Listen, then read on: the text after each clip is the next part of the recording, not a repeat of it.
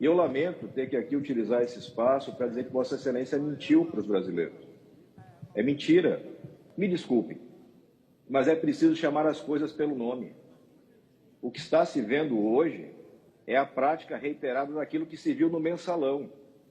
E a prática que se viu no mensalão, ou seja, distribuição de vantagem indevida em troca de votos e apoio, foi definida, foi sentenciada pelo Supremo Tribunal Federal como corrupção, senador. Corrupção. Senhor presidente, antes de tudo, registrar o claro desconforto, incômodo com a situação que vivenciamos, o constrangimento de todos os congressistas com a situação que enfrentamos, mas é necessário enfrentá-la. Nós tivemos a recente notícia, ainda falando, e endosso todas as palavras do colega Oriovisto, com relação ao orçamento secreto, o uso indevido de emendas RP9, tivemos recente notícia envolvendo Vossa Excelência, o senador Davi Alcolumbre, o senador hoje relator da LDO, Marcos Duval. O fato relatado pelo senador Marcos Duval dá conta do uso das emendas RP9 para agradecimento pelo voto recebido na eleição que disputava a presidência do Senado, Vossa Excelência. E não bastasse a notícia tão grave e relevante, Vossa Excelência chama uma coletiva hoje no Senado, presidente do Congresso Nacional, para informar aos brasileiros que todos os senadores recebem tratamento isonômico no tocante à distribuição de emendas RP9. E eu lamento ter que aqui utilizar esse espaço para dizer que Vossa Excelência mentiu para os brasileiros. É mentira. Não há tratamento isonômico. O tratamento se dá por compadrio e favorecimento. O orçamento público da nação não se presta a isso, senador. Não se presta a isso. Nós vivenciamos no passado, não tão distante, o escândalo dos anões do orçamento. Hoje temos gigantes do orçamento. Nós temos 3,7 bilhões de reais de emendas distribuídas sem autoria identificada, mesmo com ordem do Supremo Tribunal Federal para que seja dada a transparência. Nós temos esse escândalo continuado corroendo a credibilidade da democracia, corroendo a credibilidade do Senado da República, no nosso caso específico, senadores, representando nossos estados, defendendo a federação. E na federação, a partilha do orçamento deve se dar respeitando todos os brasileiros. Não existem brasileiros de classe especial. O recurso que é indevidamente encaminhado para agraciar eleitores de Vossa Excelência faz falta em outros lugares, faz falta em ministérios. E me desculpem, porque eu sei que a franqueza e a objetividade às vezes ofendem determinados humores e sensibilidades. Me desculpem, mas é preciso chamar as coisas pelo nome. O que está se vendo hoje é a prática reiterada daquilo que se viu no mensalão. E a prática que se viu no mensalão, ou seja, distribuição de vantagem indevida em troca de votos e apoio, foi definida, foi sentenciada pelo Supremo Tribunal Federal como corrupção, senador. Corrupção. Será possível que se perdeu tanto o senso de realidade que não conseguimos compreender esse óbvio? De que essa distribuição bilionária de vantagens indevidas por critérios politiqueiros, pequenos, menores, é nada mais, nada menos que corrupção. Então, eu lamento esse constrangimento imenso. Eu lamento esse momento que nós temos aqui que vivenciar de público, sessão plenária do Congresso Nacional. Mas o Brasil precisa conhecer a verdade, o Brasil precisa chamar as coisas pelo nome. Nós estamos destruindo a capacidade de gestão do Brasil com esse tipo de emenda. Nós estamos destruindo a democracia com esse tipo de inversão de prioridades.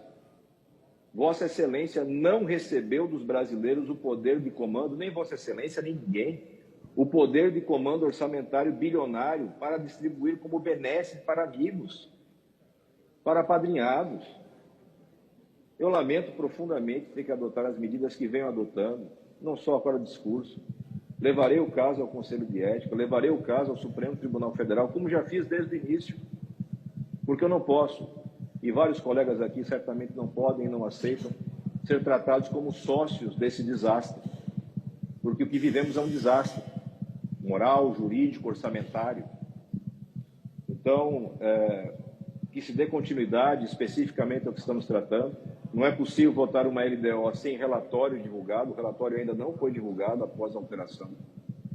E uma vez divulgado, ainda que seja para finalidades diversas, é necessário que se abra novamente espaço para emendamento. É o que manda a lei, é o que manda o regimento.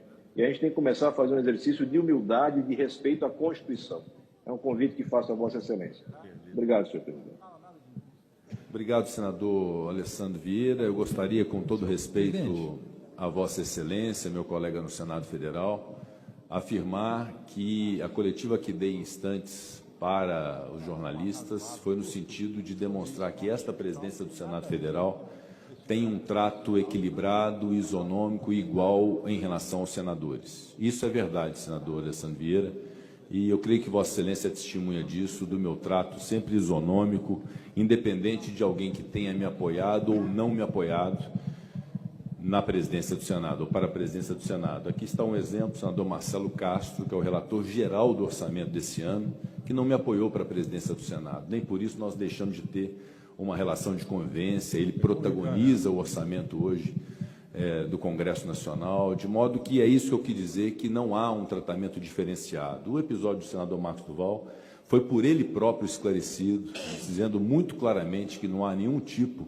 de troca ou de benesse de senadores em relação ao orçamento das emendas de relator. Na verdade, o que nós definitivamente não podemos fazer e aceitar é que se criminalize a atividade política, que o mistério dos deputados, dos senadores, de buscar os recursos para os seus municípios, para os seus estados, para os sucateados hospitais filantrópicos, através de um exercício do parlamento de poder identificar prioridades, que isso seja criminalizado. É para isso que a lei, e não sou eu, nem o presidente da Câmara, nem ninguém mais, a lei prevê que haja as emendas individuais, as emendas de bancada, as emendas de comissão, as emendas de relator. Se críticas podem haver em relação a qualquer desses tipos de emendas, inclusive das emendas de relator, que possamos fazer a correção e os aperfeiçoamentos ao longo do tempo. E eu sou um defensor disso, senador Alessandro Vieira, e Vossa Excelência é testemunha disso. Desde o primeiro momento que assumi com o RP9 já existente no Congresso Nacional, tudo o que fiz foi buscar criar mecanismos, como de fato foram implementados na Comissão Mista de Orçamento, em que se identifica usuários, se identifica parlamentares, o relator se compromete com a destinação, os ministérios acompanham a execução disso. Ouso dizer que as emendas de relator do Congresso Nacional são mais transparentes que a do RP2 do Poder Executivo, que tinha o orçamento integralmente nas suas mãos, e aí sim seria um fator, e era um fator, de subjugar o Congresso Nacional e o Parlamento. Portanto, se aperfeiçoamentos podem ser feitos, se critérios podem ser estabelecidos, se o RP9 deve existir ou não, ou se deve ter uma outra rubrica que possa fazer valer as prerrogativas dos parlamentares de poder exercer o seu mandato na plenitude, que isso seja feito, mas definitivamente não se pode criminalizar a atividade política como usualmente nós temos